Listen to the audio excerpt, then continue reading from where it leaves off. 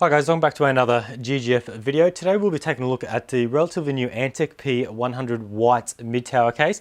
Now this has been just released in the white version. Now they've had the P100 black version out since last year, so we've received this white version to take a quick look at. So I've already taken it out of the box. I won't cover the box at all, but I do want to say that they have done a nice job with the box.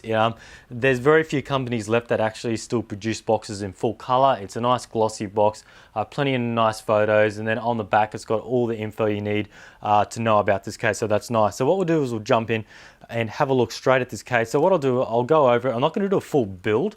I'm just going to sort of throw in some components just separately, just to sort of cover some of the areas on this case. So first of all, we'll just have a quick look on the outside. So they've done a nice job with keeping the nice white theme, and it's really sort of up to you whether you like this nice brushed, really high gloss silver front panel. I do like it, but I have had a few friends over and says, oh, they think it doesn't look too good with the overall theme of the white. But I do like how this door is laid out, and it does look nice. As for fingerprints, it's not too bad for fingerprints, but it will take up, it will sort of show a few fingerprints every now and then, but it's just this front, so you can just simply just wipe it down. And the fact that is you can just grab the sides and you won't be getting fingerprints on the front, and it is magnetized, as you can see, like that.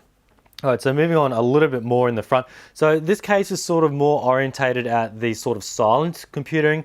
They've got your sound dampening on the inside of the door, and they've got sound dampening on each side panel and then the top. So they're sort of aimed towards that. Now bear in mind, it doesn't seem to be the crazy sound dampening you see on more expensive cases. It just seems to be some soft foam.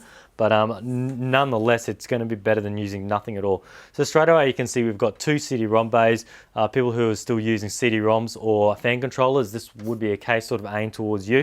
We've got a nice mesh grille on the front, so that is white as well, and it just simply clips out, and it's just like that. And now that is very, very fine sort of mesh there, so that's going to be a nice dust filter on the front.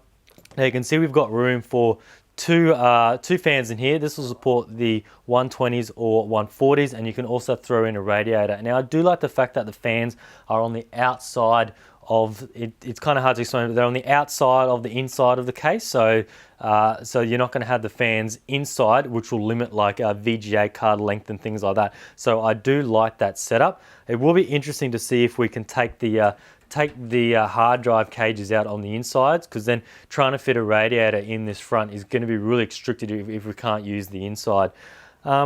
It's interesting to see that this fan's come installed, but it's only come with two screw holes, two screws supplied, one in that corner, one in that corner. Now this case was sealed, but it could have been used as a test demo or something from an event or something. Now moving up to the inputs up the top, we've got the two USB 3.0, two USB 2.0, your headphone, microphone jack. Now we've got these sleek sort of flush reset and power button. They're just completely flush, and they just sort of push in on one end. And it looks like we've got two little holes up here. Now these might be the hard drive LED and the power LED, but I'll have to have a look at that and come back to that a little bit later on. All right, we'll have a look at the back. So you've got standard 120mm on the back. Now this does come with a fan already installed. We've got water cooling grommets on the rear. I'm not sure if anyone still uses those these days. 7 PCI slots, and then we've got your power supply slot down the bottom. All right, now this can support up to 7 3.5-inch sort of mechanical drives on sort of the front side here. So you can see 1, 2, 3, 4, 5, 6, 7. 7's a bit of an odd number, but 7 will be plenty for most people these days. These are simply just the, actually no, these aren't the toolless ones. They actually do require screws in the bottom, and then these can also take SSDs as well, so that is handy to have. Let's see if I can get this. Here's a bit tight, there we go, and that just clips in. So yeah, so they've followed the white exterior, interior as well, which I do like. You've got plenty of length for power supply. Bear in mind the power supply is also, does have a dust filter on the bottom, which is a nice addition as well, because I do like cases that have that, because the power supply sucks in from the bottom and then blows out the back of the power supply. Now motherboard support up to this is up to ATX. I do believe you will be able to fit an eATX, because your ATX is only going to come to here. Your eATX is about 1 inch longer. You're just going to have a bit of a mission trying to get the cables in, but an eATX motherboard will fit. Moving on to the top here, as I said, we got your 2 quick release CD-ROM bays, and it doesn't look like there's any support for converting these into hard drives, but you probably don't want to because you've got seven dedicated in the front here. Now it looks like straight away I can have a look that this whole assembly is riveted to the case, so trying to install a radiator in the front here, let's just see, is going to be, yeah, it's not really going to be a go. You're only going to be restricted by using this front panel, which you're not going to be able to fit a radiator in this case in the front. But bear in mind, this case does retail for about $139 Australian. You can find this at Scorptech already. So it's not really going to be designed to be able to fit water cooling here and there like some of the other cases we review. The main area is up the top here. And one area that I really do like is they've sort of extended the top. So no doubt you'll be able to fit, I'm going to say you can probably fit any size all-in-one 240 or 280 in there, because I can see we've got a huge amount of gap right up there before we start to hit the motherboard. So that's a nice feature there. I'm going to throw in a 240 radiator with some fans in later on just to see how much room we actually have. And they've actually added the sound dampening on top as well. These are just look like some foam padding, which I guess isn't too bad, but you'd probably most want to have fans exhausting out of here if you were going to use this setup. All right, we'll just have a look at the rear side. So they do have nice sort of plastic rubber thumb screws, which are nice, and the doors do slide, they don't sort of swing. Okay, now looking at the rear, going by looking at how much room we have behind the motherboard tray, I'm not going to say it's amazingly spacious, but it's still better than a lot of other cases I've seen. It looks like you've got a good inch or so behind there, so you'll be able to fit quite a few cables around there. Now bear in mind, you're not going to be building like a quad SLI monster rig in this site. You have to scale cases according to what they can fit and their price. So they have done a good job there. I do like you got plenty of room here. The hard drives don't actually come flat to the back. You've got quite a bit of an indent, so you've got plenty of room to store the cables, and then you've got your 1, 2, 3, 4 grommets there. And you might also have a notice up here that you've got a bit of a ridge where it goes down and across, so you can slide all your cables down, which is a nice feature as well. Lastly, we'll just have a look at what cables and whatnot you get. And this is your accessories little, not really a box, but we can see we've got some 2 little fan splitters. That's nifty. We've got a little instruction manual, and we got some zip ties, which is always handy. I guess for 139 bucks, you're not going to get anything too crazy. All right, let's see. Now they've gone with a bit of a strange option. So they've gone with colored. That's one thing I don't like with cases these days. Now they've gone with colored front panel connectors. So we've got a bright purple and black, we've got a brown and black, we've got a red and black, and we have a blue and black. So that's for your reset, your power switch, your power LED and all that. So for me, I do prefer just having the black because it does look much better once it's installed in the system. We have your AC97 audio, which I don't think that's needed anymore. We've got your HD audio connector, so that's the splitter one.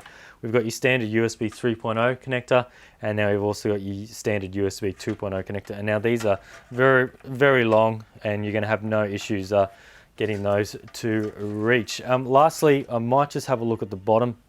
Just before I do that, I have noticed they have got a nice Antec design sort of logo punched into the bottom of the case, and that is embossed, so that is a nice little touch there.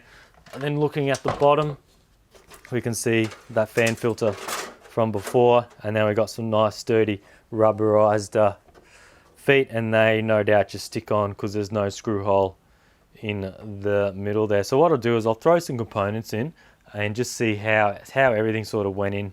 Okay, so we've got some gear in there now. We haven't fully cabled it up, but we've just got your main components in there. Now, as you can see straight away, there's still plenty of room in the system. So with the power supply, this is probably one of the largest power supplies you can get, and we've still got tons of room around here for cable management. Now, we've installed a few hard drives just to show you how that looks. They were pretty simple. They weren't the toolless ones that snap in. They were actually, you got to screw them in from underneath. We've just thrown in one video card. This is a Asus Poseidon GTX 780, so we've still got plenty of room at the end for cables and even larger video cards. Now we've gone with the motherboard is the Z170-A. Even if you went the deluxe from Asus as well on the Z170, it actually does match this case really nicely. So you could get like a nice white theme going.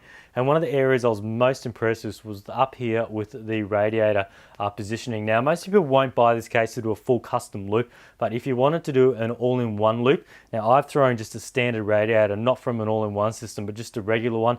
Now this is about 45 millimeters thick, this radiator, plus the fans on it, and we've still cleared the motherboard. So for a case like this size and this price, to be able to do that is actually pretty sweet. So if you were to install a 240 all-in-one or a 280, there'd be no doubt that you would have no issues at all getting this in. So I was really happy with that.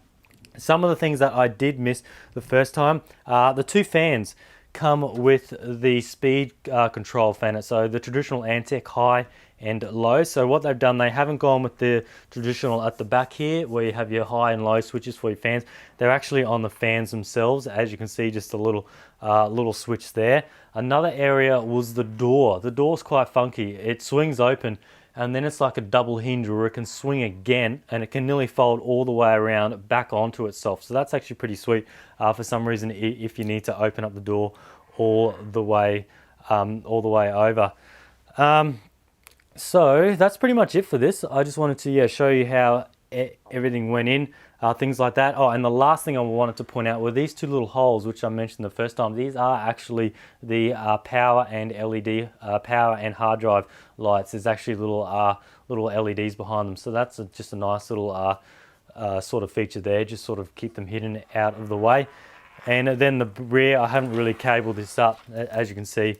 But yeah, so that's pretty much it for this video. I just wanted to do a quick sort of overview on this case, just to show how everything goes. And from my opinion, for $139, you've got a nice white case. Now the paint is better than I thought it was going to be. I've sort of thrown the gear in. I've sort of scratched it a bit, but the scratches didn't really come through. I sort of dropped the screwdriver a few times, but there's no scratches at all. So I was really impressed with that. But yeah, I just want to say thanks for watching, and thanks for Antec for sending this out, and stay tuned for next time.